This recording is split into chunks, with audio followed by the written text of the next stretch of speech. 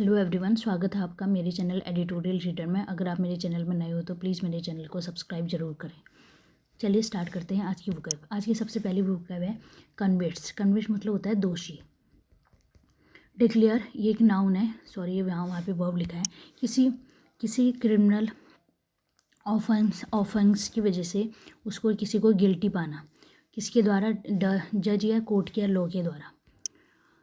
Next है personal. Personal एक noun है, इसका मीन्स होता है स्टाफ, एम्प्लॉयज़ या वर्कर्स। नेक्स्ट है रिवल्जन, एक नाउन है, इसका मतलब है sense of disgust and loathing, मतलब किसी चीज़ को लेके डिसलाइकिंग होना, आपको नापसंद हो या नफरत होना।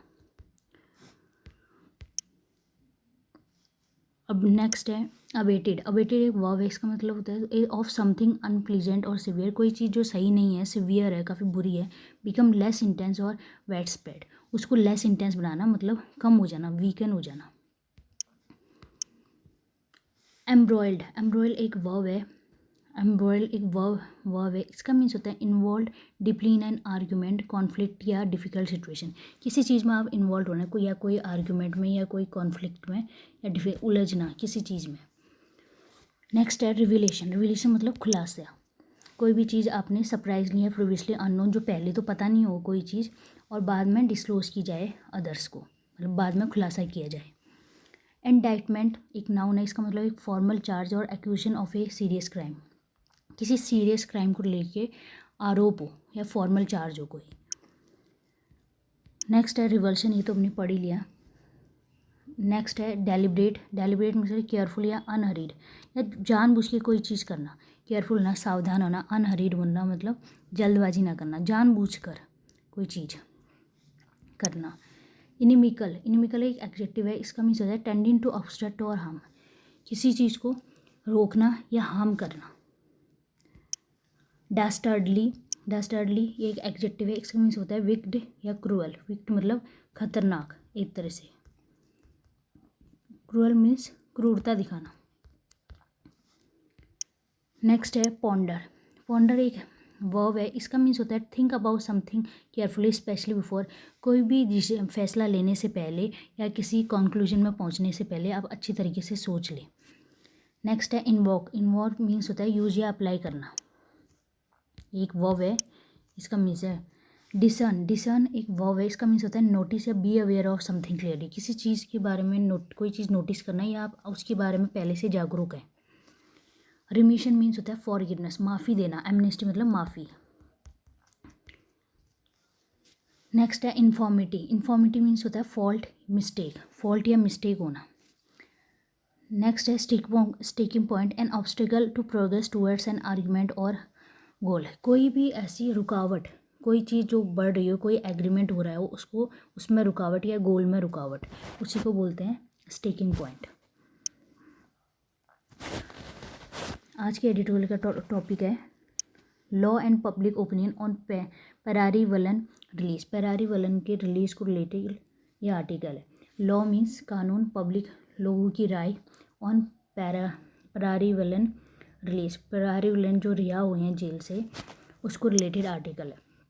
पेरारीवलन जिन्होंने राजीव गांधी का मर्डर किया था, उनका असैसिनेशन किया था, उसमें वो शामिल थे, वो भी शामिल थे और लोग भी थे, तो उनको सुप्रीम कोर्ट ने छूट दे दी है, मतलब उनको रिहा कर दिया है, तो उसी को रिलेटेड ये आर्टिकल है। The release of Perarivalan is no endorsement of any claim of his innocence. जो पेरारीवलन का जो एंडोर्समेंट है ये समर्थन नहीं करता डेट ऑफ, जो पेरारीवलन की रिहाई है वो इस चीज़ का समर्थन नहीं करता है कि वो इनोसेंस प्रूव होते हैं, इस चीज़ का दावा नहीं करता कि वो इनोसेंस है, मतलब उन्होंने कोई क्राइम नहीं किया। उन्होंने किया है क्राइम, लेकिन ये जो सुप्रीम कोर्ट ने उनको रिहा किया है तो इस चीज़ का समर्थन नहीं करता है कि वो इनोसेंस है। उन्हें उनकी भोलेपन का, उनके ना आरोपी होने का, ये इस चीज़ का दावा नहीं करता, यहाँ पे बोल रहा है editorial. The Supreme Court Supreme Court से आगे हमेशा द लगता है। The Supreme Court has invoked its extraordinary power to order the release of AG Perarivalan. जो सुप्रीम कोर्ट है उसने क्या है यूज किया, अप्लाई किया अपने इट्स मतलब उसकी अपने एक्स्ट्रा ऑर्डिनरी असाधारण जो शक्तियाँ हैं उसका यूज़ किया ताकि एजी परारीवलन को रिलीज़ किया जा सके। The Supreme court has singular है, क्योंकि सुप्रीम कोर्ट सिंगुलर है के साथ हमेशा थर्ड फॉर्म ऑफ वर्ब आती है। Has its extraordinary power, extra ordinary ये यहाँ पे नाउन है और ये एडजेक्टिव है, टू रिलीज द एजी परारीवलन। तो सुप्रीम कोर्ट ने क्या किया, यूज़ किया अपने असाधारण पावर ताकि एजी परारीवलन को रिलीज़ करने के लिए। ये एजी परारीवलन कौन है? One of the 7 convicts in the Rajiv Gandhi assassination case. 7 में से एक अपराधी है ये, एक दोषी बोल सकते हैं। कन्विक्ट्स में मतलब होता है दोषी। राजीव गांधी का जो हत्या हुई थी, असैसिनेशन हुआ, असैसिनेशन मतलब मर्डर होना किसी फेमस इंसान का पॉलिटिकल रीजन्स के लिए, उनका जो असैसिनेशन हुआ था उनमें से एक अपराधी है ये। For whose freedom his mother, जिसकी फ्रीडम कौन है? उनकी मदर है। मैंने पढ़े बहुत सारे राजनीतिक दलों ने and vast section of public opinion, और बहुत सारे पब्लिक सेक्शन ने क्या किया, have been campaigning for years, वो क्या कर रहे हैं, बहुत सालों से कैंपेन कर रहे हैं इनको रिलेटेड। द सुसाइड बॉम्बिंग, जो suicide bombing that took the life of, एक ऐसे आत्मघाती हमला जिसने राजीव गांधी की जान ले ली, along with that of 15 others, उनकी तो ली भी ली, 9 पुलिस वालों की भी उसमें हत्या हुई थी। On Tamil soil means Tamil Nadu में जो सुसाइड बॉम्बिंग हुई थी, आत्मघाती हमला हुआ था, उसमें राजीव गांधी की तो हत्या हुई थी, 15 लोगों की और हुई, और उसमें से 9 लोग क्या थे, पुलिस ऑफिसर थे। ऑन तमिल सॉइल, तमिलनाडु में हुई। Caused a great deal of revolution in the state, इस वजह से क्या हुआ, वहाँ पे बहुत ज़्यादा उस स्टेट में, तमिलनाडु में बहुत ज़्यादा रिवॉल्यूशन हुआ, बहुत ज़्यादा विद्रोह हुआ, बहुत ज़्यादा गुस्सा, लोगों का गुस्सा निकल के आया बाहर।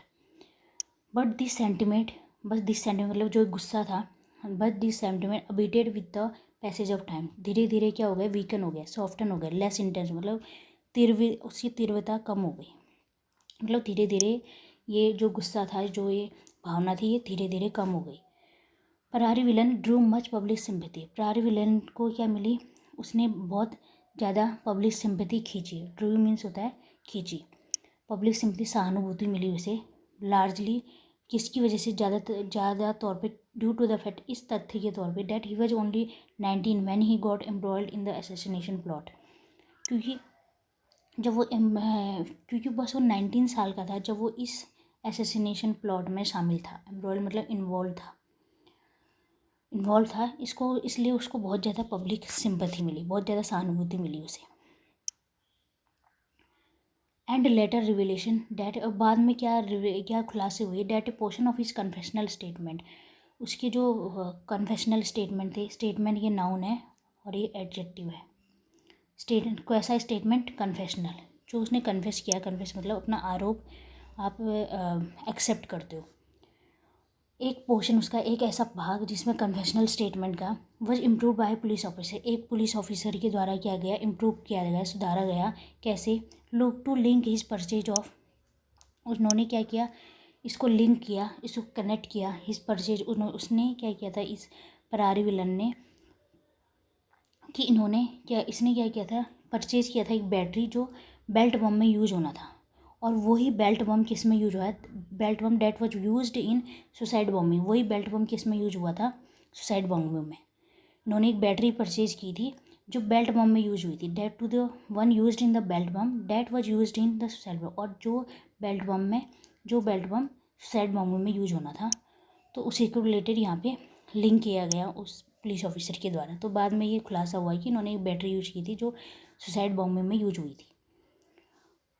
बट एसेंशली लेकिन ज़रूरी ये है कि the verdict of the 3 member bench is an endorsement of the disregard, जो 3 मेंबर बेंच का जो वर्डिक्ट आया, जो फैसला आया, इस वर्डिक्ट सिंगुलर है इसलिए यहाँ पे इज आ रहा है, द वर्डिक्ट के लिए ये वर्ब आई है, हेल्पिंग वर्ब इज एन इंडाइसमेंट, इंडाइसमेंट मतलब ये आरोप है,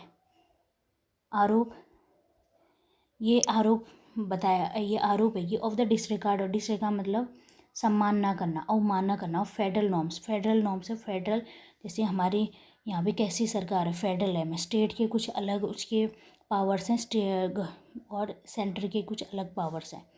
तो फेडरल नॉर्म, जो फेडरल नॉर्म है, फेडरल्स के जो रूल्स हैं उनका क्या किया, उल्लंघन किया गया, उनकी अवमानना की, उनका सम्मान नहीं किया। In the deliberate inaction, inaction मतलब कोई एक्शन ना लेना, जो जानबूझ के इनएक्शन लिया गया, इनएक्शन मतलब कोई एक्शन नहीं लिया गया। डेट राजभवन डिस्प्लेड, जो राजभवन ने डिस्प्ले, राजभवन उसे बोलते हैं गवर्नर का, जहाँ गवर्नर रहते हैं, जो गवर्नर ने डिस्प्ले किया, प्रदर्शित किया।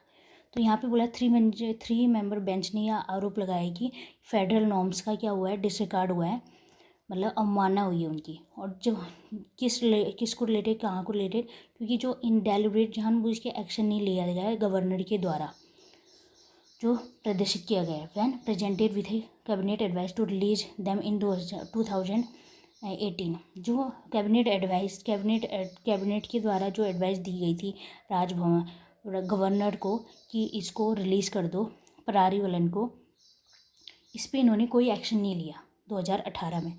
गवर्नर के बारे में बोल रहे हैं यहाँ पे editorial.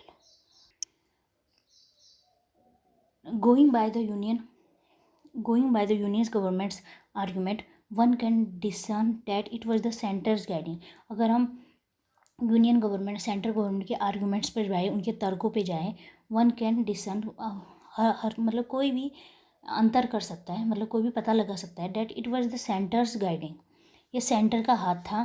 Date was responsible for the delay, जो ये डिले हुआ इनकी रिहाई को रिलेटेड, इन पर कोई एक्शन नहीं लिया गया, क्योंकि 2018 में भी इन्होंने अपनी याचिका डाली थी ताकि उनको रिहाई या माफ़ी, थोड़ी छूट मिल जाए, उसको रिलेटेड गवर्नर ने तो कोई एक्शन लिया। फिर यहाँ पे एडिटोरियल बोला है कि जो सेंट्रल गवर्नमेंट है उसके तर्कों के हिसाब से ये कोई भी अंतर बता सकता है कि ये सेंट्रल का हाथ था, इस responsible for the delay of the, ये सुप्रीम कोर्ट बोल रहा है, 3 बेंच बोल रही है कि सेंटर का हाथ था, ये रिस्पॉन्सिबल फॉर द डिले, जो ये देरी हुई इन सब चीज़ों में, इस पर इसका हाथ था। देन गवर्नर उस टाइम के जो गवर्नर थे had referred the cabinet advice to the president for a decision.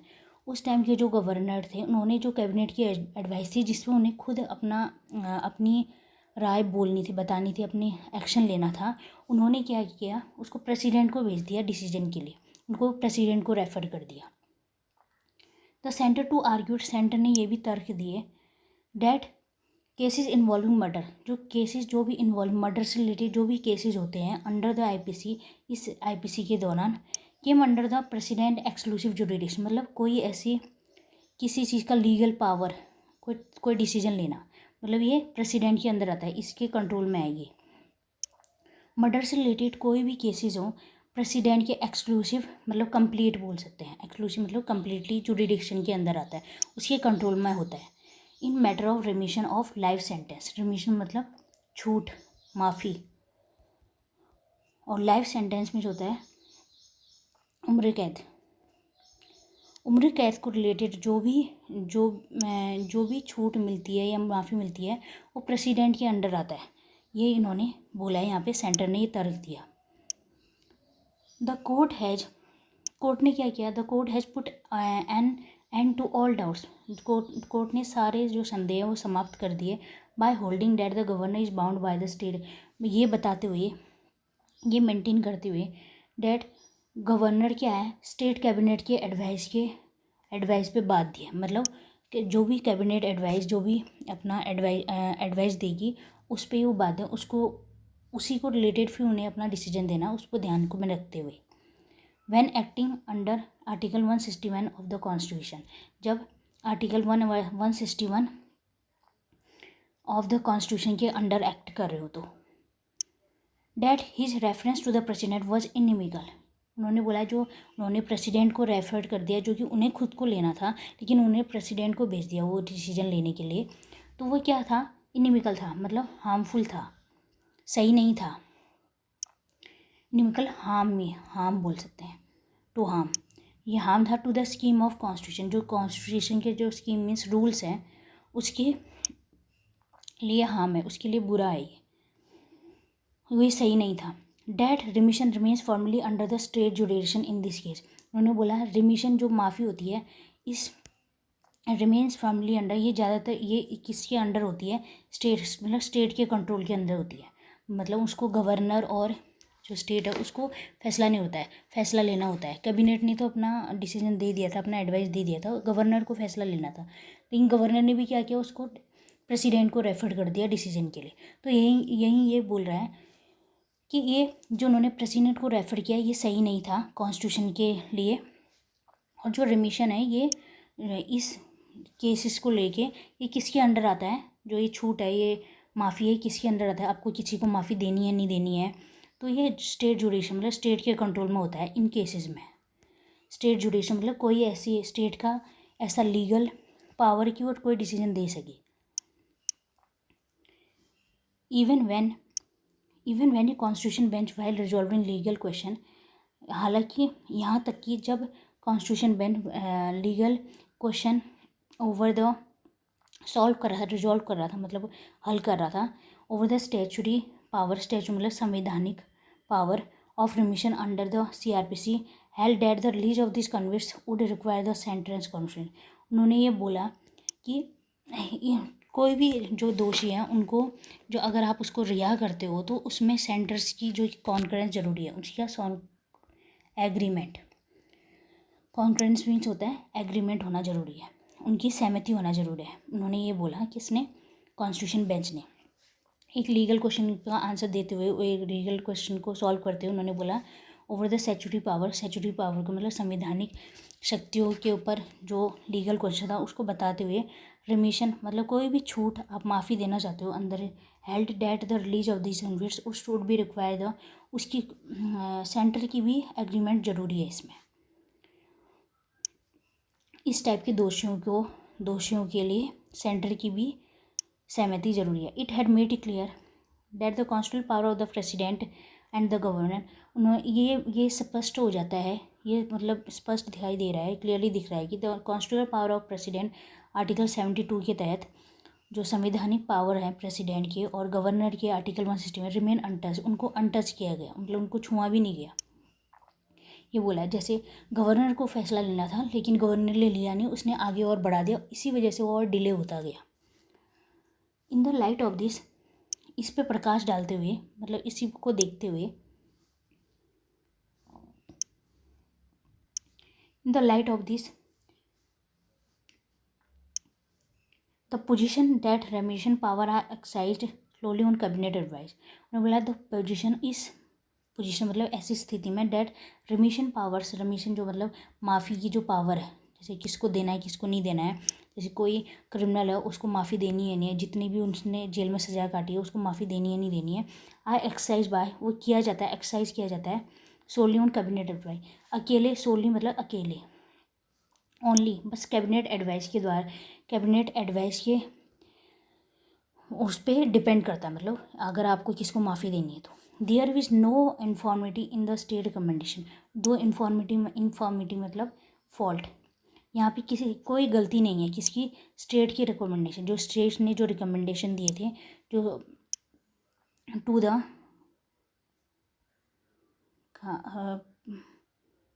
State ने जो रिकमेंडेशन दिए थे, स्टेट में to the governor in 2043, state ने, आप हमने भी पढ़ा था, जो स्टेट ने जो रेवोल्यूशन दिए थे, जो स्टेट ने रिकमेंडेशन दी कि 2018 में आप स्टेट कैबिनेट ने बोल दिया था कि आप रिलीज़ कर दो, उन्होंने अपनी राय किसको दी थी, गवर्नर को दी थी, लेकिन गवर्नर ने भी उसको प्रेसिडेंट को भेज दिया, अपना कोई एक्शन नहीं लिया। इसमें कोई वो नहीं है कि इसमें there was no infirmity in the state recommendation, state की कोई गलती नहीं है, स्टेट रिकमेंडेशन की कोई गलती नहीं है इसमें। To the governor in 2004 the release, जो स्टेट ने रिकमेंडेशन दिया था गवर्नमेंट को 2018 में, उसके रिलीज़ के लिए, किसके, जो कन्विक्ट से जो भी दोषी हैं उनके रिलीज़ के लिए, तो उस पर कोई गलती नहीं है। और यहाँ पे बोल रहा है कि in this light the position that remission power excise, जो रिमिशन पावर्स हैं, किसी को माफ़ी देने की जो पावर्स हैं, वो कैबिनेट एडवाइस पे ही डिपेंड है सीधे तौर पे। While the bench has done well, लेकिन बेंच ने यह अच्छा किया to put an end to doubts about the governor's remission power, ये ये बिल्कुल सही किया उन्होंने, ये सब चीज़ें ख़त्म की, जो डाउट्स जो भी संदेह थे गवर्नर्स के रिमेशन पावर पर, मतलब किसी को भी गवर्नर रिमेशन दे सकता है, छूट दे सकता है उसकी सज़ा में, तो उसको रिलेटेड जो पावर है उसके पास, उसको रिलेटेड कोई भी डाउट नहीं है, सारे डाउट को ख़त्म कर दिया। And the manner of it exercise, और उनके मैनर ऑफ मतलब उनका तरीका इसको करने का, उनको रिलेटेड सारी चीज़ें उसने डाउट क्लियर कर दी इस बेंच ने। इस टेकिंग पॉइंट मीन्स होता है ऑब्स्टेकल्स, बहुत सारे ऐसे ऑब्स्टेकल्स हैं, मतलब रुकावटें हैं कोई चीज़ अचीव करने के लिए जो होते हैं, वो क्या है, अभी रिमेन्स वो बचे हुए हैं। Nothing has been said, nothing has been said on what, ये इसमें कुछ नहीं कहा गया, what should be done when the absence of any time frame for the president और the governor is cynically exploited to indefinitely delay executive decision.